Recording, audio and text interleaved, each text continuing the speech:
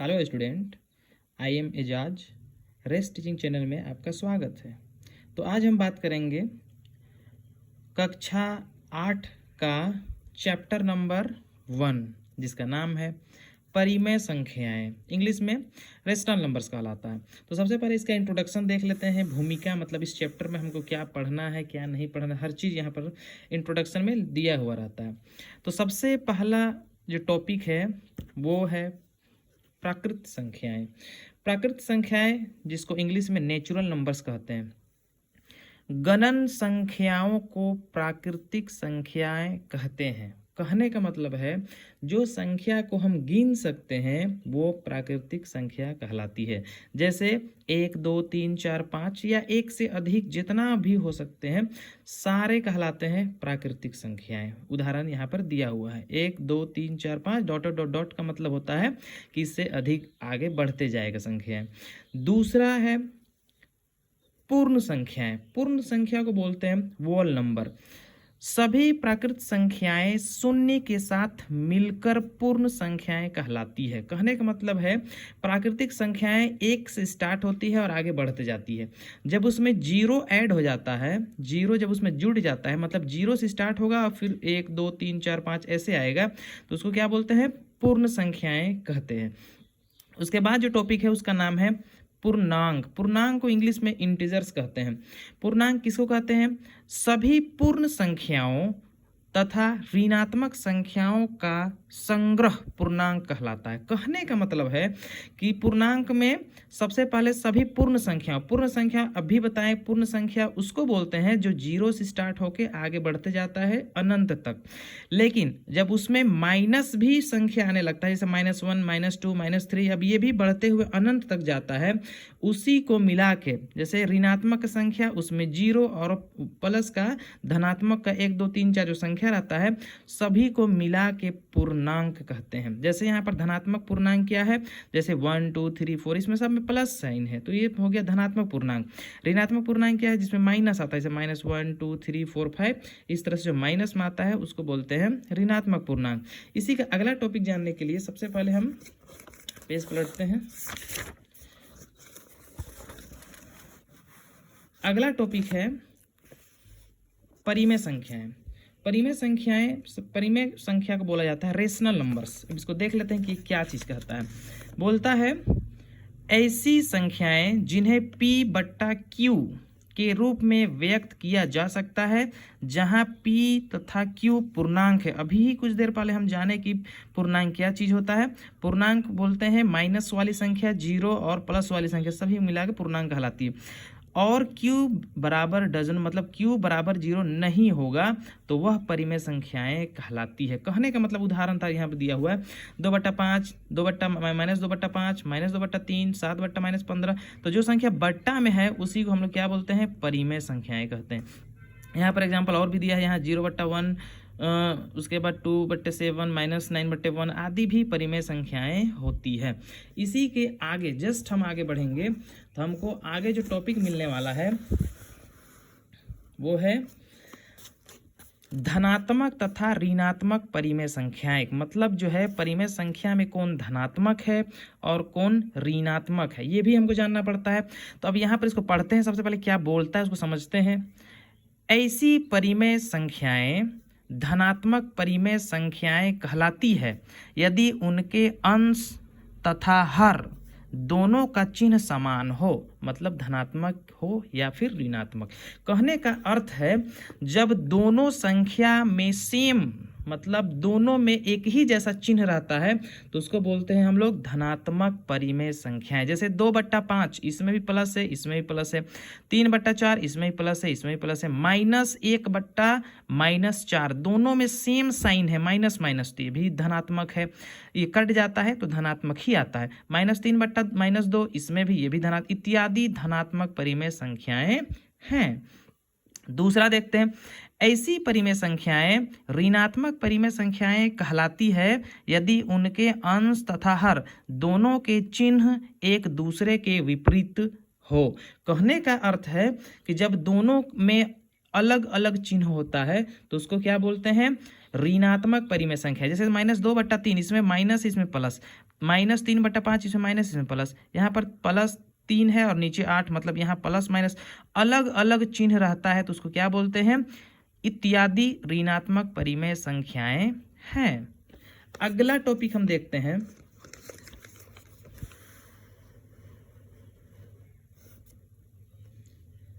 समतुल्य परिमेय संख्याएं। अब समतुल्य क्या है उसको समझते हैं। समतुल्य के मतलब होता है नंबर वही रहता है, बस उसका जो है बदल जाता है अर्थ, मतलब उसका जो है अंक बढ़ जाता है या घट जाता है, यही होता है।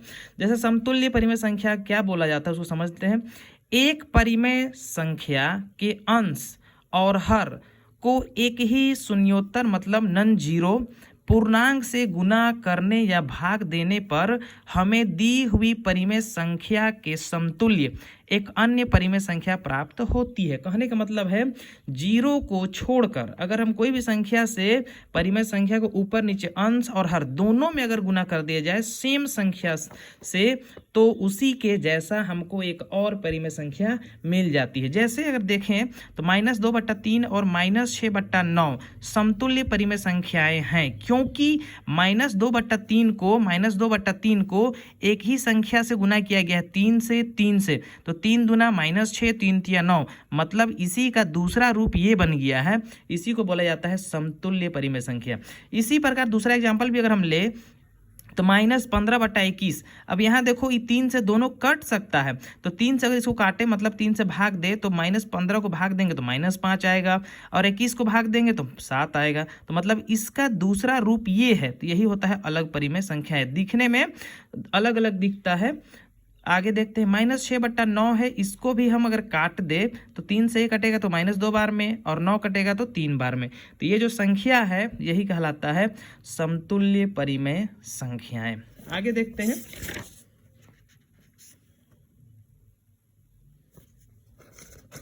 आगे उदाहरण दिया हुआ, उदाहरण अभी समझते हैं उसके बाद फिर बनाएंगे। उदाहरण क्वेश्चन नंबर 1 दिया हुआ है, 8 क्लास का जो है चैप्टर नंबर 1 का उदाहरण नंबर 1 बोलता है 3/-4 और -5/6 में से कौन सी संख्या बड़ी है। ये हमसे पूछ दिया कि दोनों में से कौन सी बड़ी है। तो बड़ी हमको दिखाने के लिए कुछ कुछ नियम होता है, सबसे पहले उस नियम को जानते हैं और उसके बाद देखते हैं कि कौन सा संख्या बड़ा है और कौन सा छोटा है। मतलब कहा है उदाहरण नंबर 1 मतलब एग्जाम्पल नंबर 1 कहता है 3/-4 और -5/6 में कौन सा संख्या जो है वो बड़ा है। तो इसको बनाते हैं। तो बनाने के लिए सबसे पहले क्या करना है, हमको एलसीएम लेना है। थोड़ा सा पलट देते हैं इधर।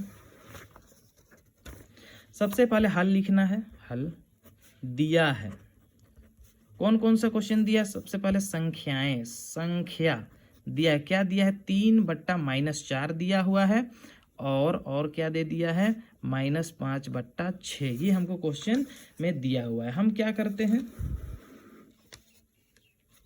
एलसीएम लेंगे।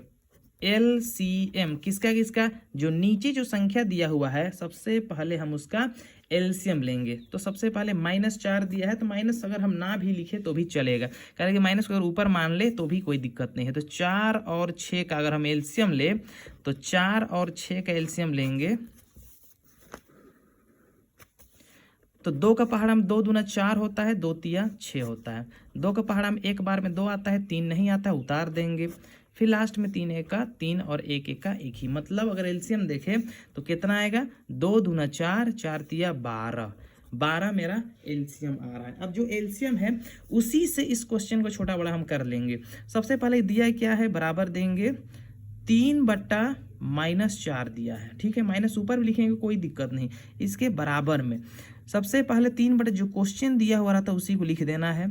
अब इस 4 माइनस हम यहाँ भी लिखेंगे तो भी कोई, बट्टा में ऊपर भी लिख सकते हैं नीचे भी लिख सकते हैं, कोई दिक्कत नहीं है।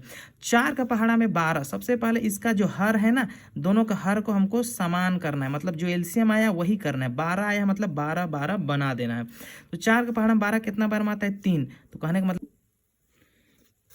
तो उदाहरण नंबर 1 बोलता है, क्वेश्चन कह रहा है 3/-4 और -5/6 में से कौन सी संख्या बड़ी है। कहने का मतलब पूछ रहा है मेरा से क्वेश्चन कि दोनों संख्या में कौन सी संख्या बड़ी है। तो इसका बनाने का सीधा सीधा छोटा सा नियम है, उसको देख लेते हैं। सबसे पहले ये उदाहरण है, उदाहरण नंबर 1 किस चीज का उदाहरण है?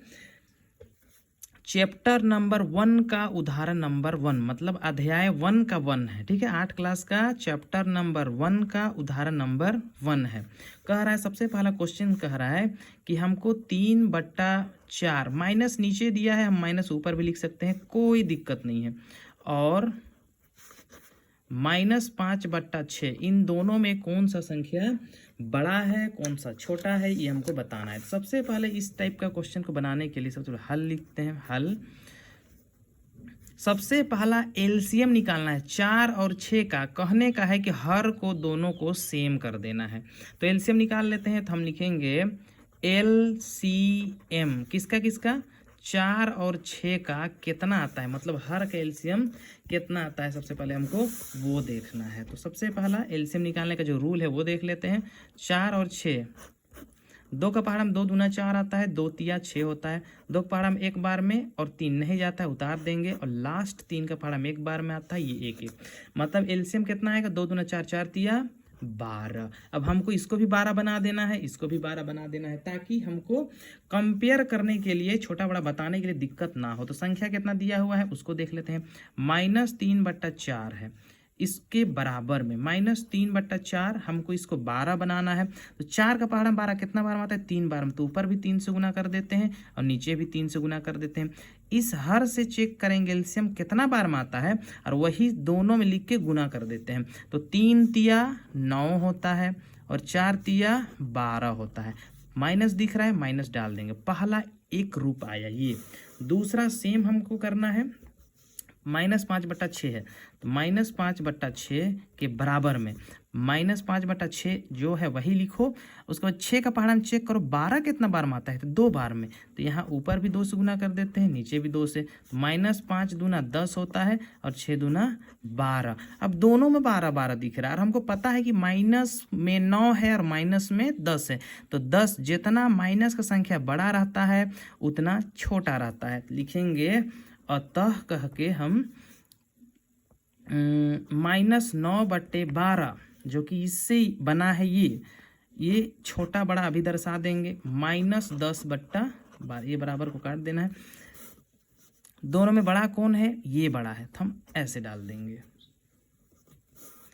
इसका अब रूप क्या है, ये कब आया, इससे बना है, तो लिखेंगे सेम चीज -3/4 जो कि ये जो संख्या है, मतलब ये जो संख्या है वो बड़ा है किससे, -5/6 से। यही मेरा आंसर है। इससे आगे का जो क्वेश्चन है वो वीडियो का पार्ट 2 में मिलेगा।